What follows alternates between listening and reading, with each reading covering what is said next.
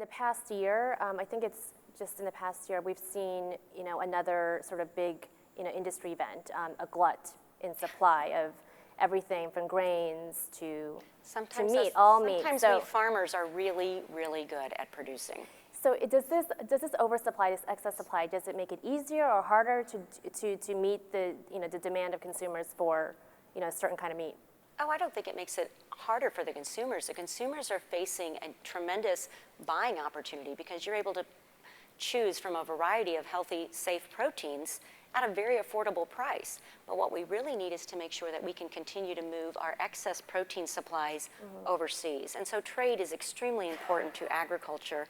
It's one of our bright spots in our whole balance of trade. Are you worried about the situation with trade in the coming months, coming years? Tell me about that. 24 to 25% of our pork is exported overseas. Some of our best trading partners are Japan, Canada, and Mexico.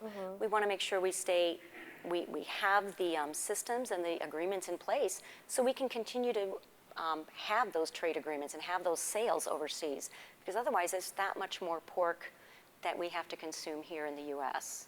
And we see people have slightly increased their meat eating habits, but for the most part, we pretty much know how much pork every person is going to eat in this country. What we see for the growing demand is overseas. Asia, Africa, China, those are where people are just finally getting rising incomes, and they want to improve their diets. They want the chance to try American pork. And if we don't have those trade agreements, they won't get that chance. And what's the landscape in the coming year, do you think, with trade? What is the landscape that you see in the coming year with trade? Well, anyone hear a debate lately? It's not promising.